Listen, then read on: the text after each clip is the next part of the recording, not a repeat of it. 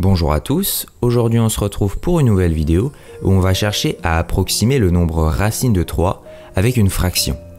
Alors, il y a plein de moyens d'attaquer ce problème. On peut se dire que racine de 3 c'est une solution d'une équation polynomiale. Mais nous on va attaquer ce problème d'un point de vue purement géométrique. Alors comment déjà on peut interpréter racine de 3 géométriquement? Eh bien il s'agit simplement de la longueur du côté d'un carré d'air égale à 3, puisque racine de 3 fois racine de 3, ça nous donne 3. Donc l'objectif, c'est d'approximer un carré d'air 3 du mieux possible. Pour faire ça, une forme qui est très similaire, c'est le rectangle. On va donc partir d'un rectangle de longueur grand L. On souhaite conserver l'air égal à 3. Donc on veut que petit l fois grand L soit égal à 3.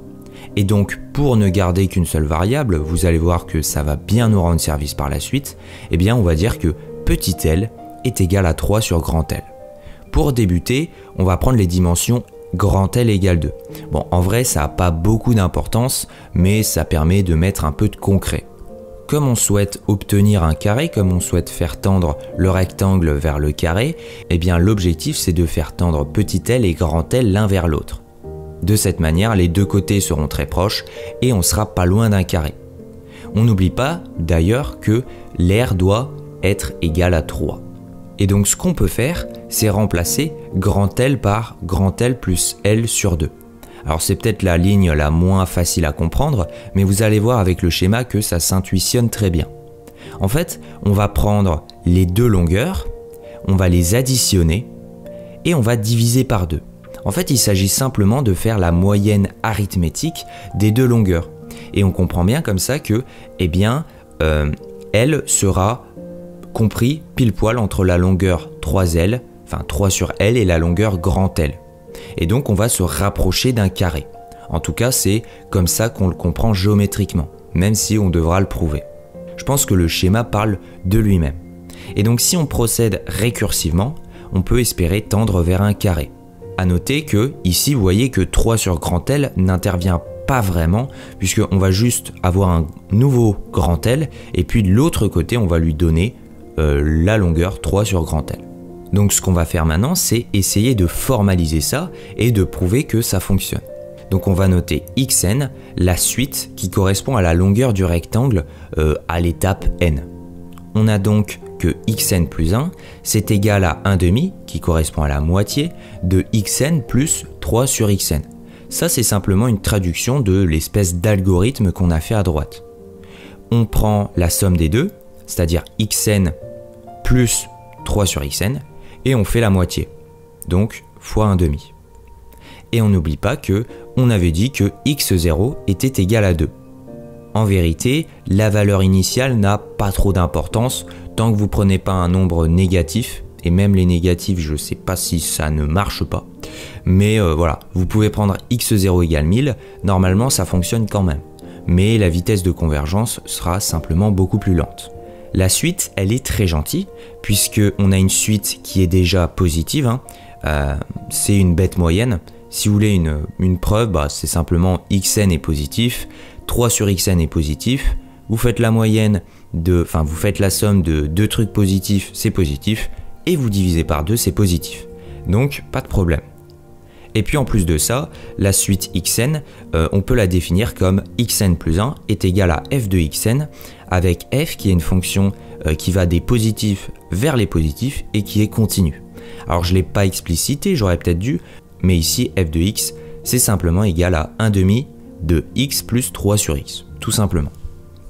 Ok, maintenant qu'on a posé les choses, eh bien il faut s'assurer que cette suite, elle tend effectivement vers racine de 3. Parce que on peut vérifier rapidement avec le théorème du point fixe qu'elle tend vers racine de 3, mais la vérité c'est qu'on ne sait pas si elle converge.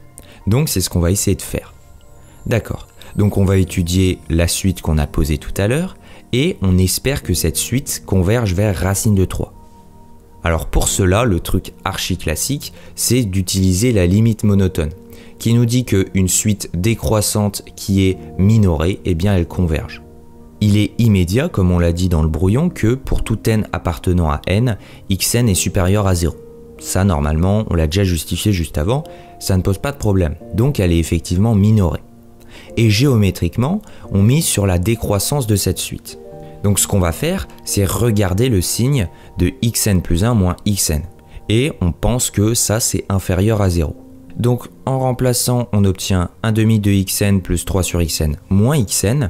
On va enlever ces parenthèses, on obtient moins 1 demi de xn plus 3 sur 2xn, et puis en mettant au même dénominateur, on obtient 3 moins xn au carré sur 2xn. Et on se pose la question, est-ce que c'est inférieur à 0? Et pour cette raison, on espère que 3 moins xn au carré soit inférieur à 0. Et ça, c'est équivalent à dire que xn est supérieur à racine de 3. La question c'est, est-ce que xn est véritablement supérieur à racine de 3? Ce qu'on va faire, c'est que on va prouver cette hypothèse par récurrence. Alors j'aime pas trop les récurrences, mais je pense qu'il n'y a pas d'autre moyen véritablement pour prouver ceci. Donc on est obligé de passer par la récurrence. Et ici, encore une fois, c'est un grand classique, une étude de f s'impose avec f de x qui est égal à 1 demi de x plus 3 sur x. Alors, si vous ne comprenez pas pourquoi on pose cette fonction, ne vous inquiétez pas, dans 1 ou 2 minutes, vous allez comprendre et ce sera limpide pour vous. Donc on va le poser pour x supérieur ou égal à racine de 3. Alors pourquoi pour x supérieur à racine de 3? Eh bien tout simplement parce que c'est le domaine sur lequel on s'intéresse. On a dit que notre suite, elle était censée rester supérieure à racine de 3. Donc autant ne pas s'embêter avec des valeurs en dessous. Moi j'aime bien les graphes, j'aime bien la visualisation, donc je vais vous afficher son graphe. Alors pour tracer le graphe à la main, c'est pas très compliqué, hein. Vous avez deux fonctions usuelles, si je puis dire. On a une fonction qui est linéaire, 1 demi de x, et puis on a une fonction qui est inverse. Donc près de 0, on sent que la fonction inverse va l'emporter, et par contre en plus l'infini, la fonction inverse vaut pas grand chose, et on a d'ailleurs une asymptote d'équation y égale à 1 demi de x. Et donc maintenant, ce qu'on va faire, c'est étudier la dérivée pour pouvoir connaître les variations de f. Ici, la dérivée, elle n'est pas très compliquée à calculer. Elle vaut simplement 1 demi de 1 moins 3 sur x au carré. Et on va pas s'embêter encore une fois. On va mettre au même dénominateur. Ça nous donne x au carré moins 3 sur 2x. Et ça, on va le poser pour x supérieur à racine de 3. Ici, il n'y a pas vraiment de problème de dérivabilité, en tout cas sur l'ensemble que l'on a considéré. Ici, le signe de la dérivée, il est déterminé par x au carré moins 3. Tout simplement parce que 2x est toujours positif. En tout cas, il est toujours positif pour notre ensemble de définitions. Je vous affiche le graphe de x au carré moins 3, même si c'est un graphe que vous devez absolument connaître. Et puis, il est relativement immédiat que f' de x est toujours positif. Et il est nul en racine de 3. Et donc si f' est toujours positif, eh bien on a une fonction f de x qui croît strictement sur son ensemble de définitions. On a que f prend la valeur racine de 3 en x égale racine de 3, c'est croissant par la positivité de la dérivée, et puis ça tend vers plus l'infini. À la rigueur, ça on s'en fiche un petit peu, mais voilà, vous pouvez calculer cette limite si vous le souhaitez. Et donc là, alors je vais même pas trop expliciter parce que le schéma, le tableau de variation parle de lui-même, il va nous permettre de maintenant procéder à la récurrence. Dans une récurrence, il y a toujours l'étape de l'initialisation qui n'est pas facultative et on n'a que x0 égale 2.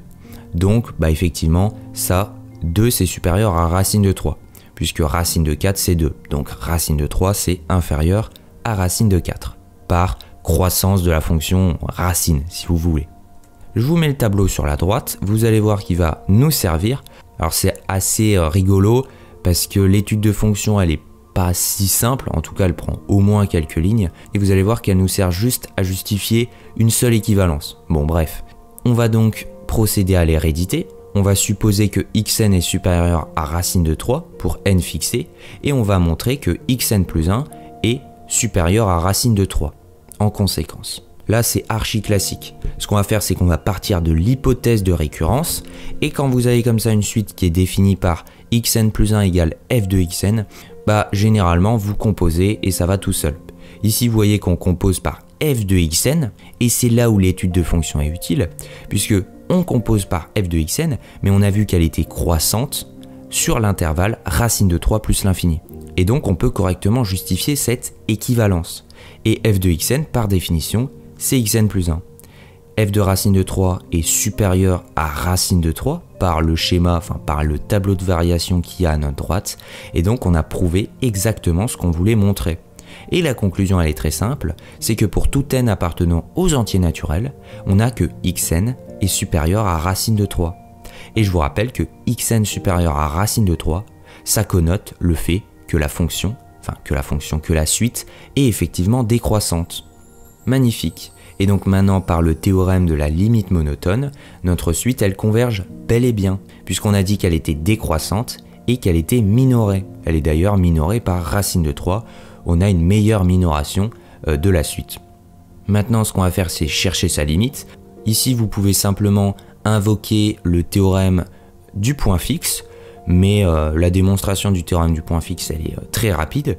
On a que la limite de xn est égale à L, c'est tout l'intérêt de prouver la convergence de la suite, c'est de dire que la limite est égale à un réel, mais la limite de xn plus 1, eh bien elle est également égale à L.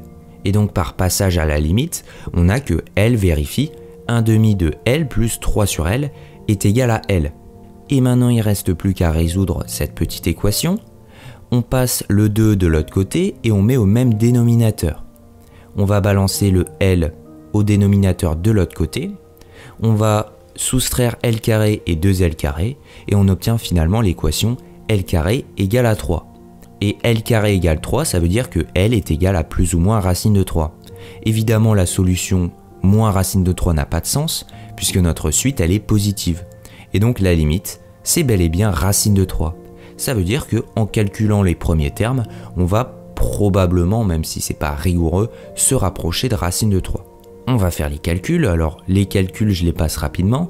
On a que x1 c'est égal à 7 quarts. On a que x2 c'est égal à 97 sur 56.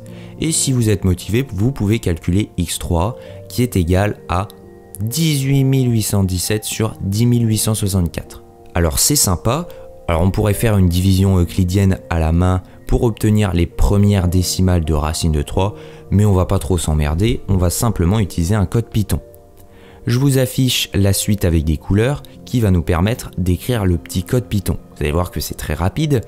On a donc on définit une fonction qu'on va appeler héron de n, avec n le nombre d'itérations qu'on souhaite, donc le nème terme de la suite. On met que res est égal à 2, donc ça c'est le premier terme, et donc on va créer une boucle pour faire n itérations. On va dire que res c'est égal à res plus 3 sur res divisé par 2. Bon, je détaille pas tout, je pense que les couleurs parlent d'elles-mêmes. Alors ici, les purs matheux qui n'ont jamais fait d'algorithmie, peut-être qu'ils vont se dire « What ? Res égale un truc qui n'est pas égal à res », mais ici, c'est simplement res devient. Voilà, c'est une affectation, c'est pas un égal strict. Bon, bref. Et on va simplement retourner le résultat final. Et en faisant les calculs, on obtient que héron de 4, c'est égal à ce nombre, donc simplement x4 finalement. Et puis si on calcule la racine de 3, on obtient exactement la même chose avec tout un tas de chiffres après la virgule. C'est assez impressionnant de voir la vitesse de convergence de cette suite. Notons quand même que le premier terme est important, il nous a permis de plus rapidement converger vers ce que l'on souhaitait. Voilà, c'est un petit exercice que je trouve vraiment très sympa parce que il fait appel à de la géométrie, il fait appel à des suites, on a même fait un petit peu d'algorithmie, et puis surtout, historiquement, cette méthode, c'est ce qu'on appelle la méthode de Héron, et elle est hyper puissante, puisque à l'époque, on n'avait pas d'ordinateur pour calculer des racines alambiquées, et cette méthode, elle permet de calculer n'importe quelle racine, c'est ce qui la rend hyper intéressante. Ça veut dire qu'à l'époque, si vous étiez vraiment motivé, vous pouviez calculer plein de décimales après la virgule. Et donc c'est hyper intéressant pour faire des calculs dans n'importe quelle science. Voilà, j'espère que la vidéo vous a plu. Si elle vous a plu, n'hésitez pas comme d'habitude à vous abonner, à mettre un like. Si vous avez vu des petits pépins ou des choses qui vous chagrinent dans la correction, n'hésitez pas à le dire dans les commentaires. Et puis moi je vous dis à bientôt dans une prochaine vidéo.